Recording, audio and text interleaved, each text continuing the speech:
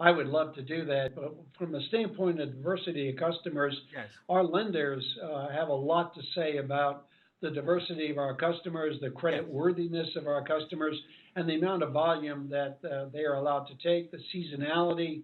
Yes. They get into it, and then they like the idea of staggering so that you're not having to refill 8 million tons because it all ran out, all the contracts ran out at the same day. So all of that comes into how do you levelize the revenue stream in such a way and protect against one or two failures by one customer. It doesn't devastate the business. Okay.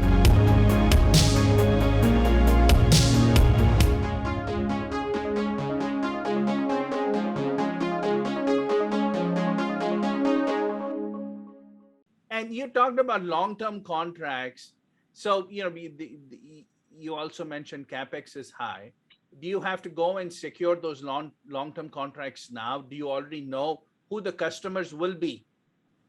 Well, ultimately, to get to financial close next year, we must have at least 7 million tons. We think about 7 million tons of our 8.4 under long-term contracts in order to make financial close.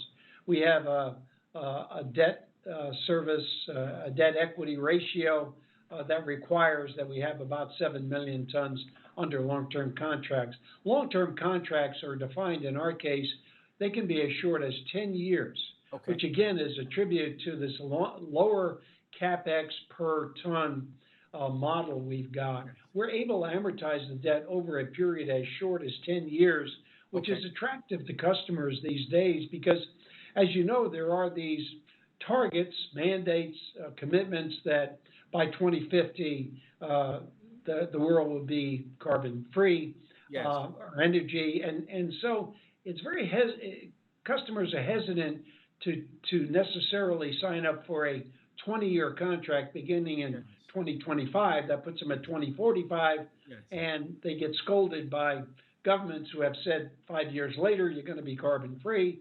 What are you signing up for something that long? So we're finding our shorter terms of 10 and 15 years or anything in between are working with a lot of our customer base, and we're very happy to offer that as well.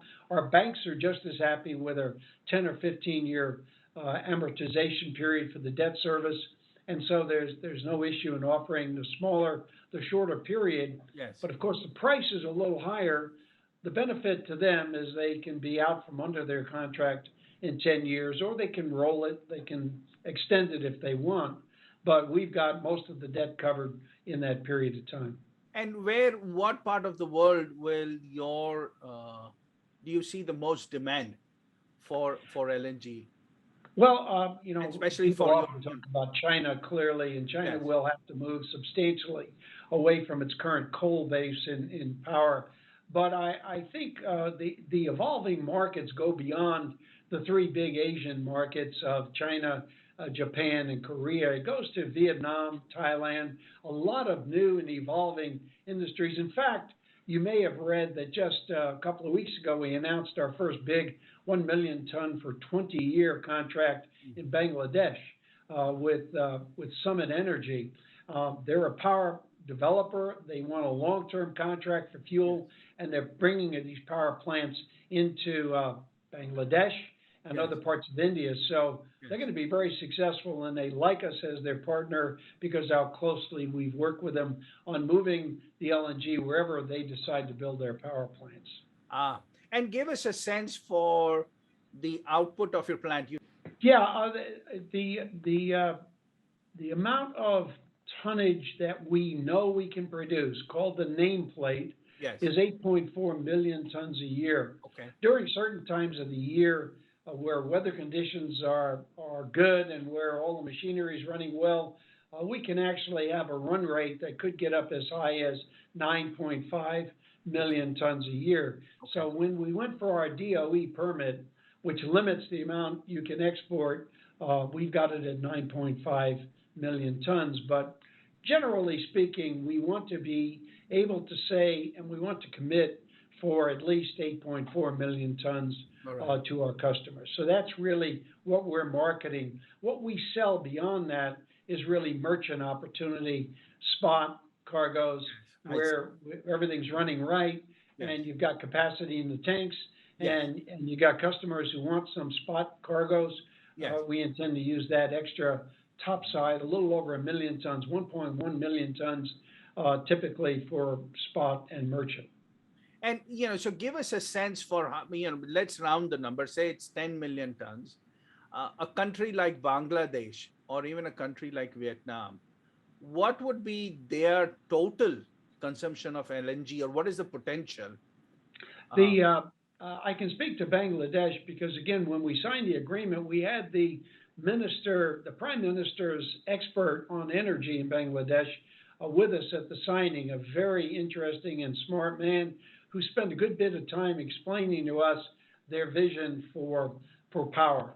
They are moving completely away from coal, and they believe that by 2035, if I remember, it's either 2035 or 2040, they expect to consume 30 million tons a year of LNG. So just in Bangladesh. Now, Bangladesh population, 180 million. Yes. Area about the size of the state of Georgia. Yes. So lots of population density. Yes. Good news about that is easy to get electric service to that many people in that small an area. Bad news is you really want to be careful about air quality. They are suffering already from a little too much pollution from the coal burning power plants, which is why they're really excited about bringing in gas-fired plants.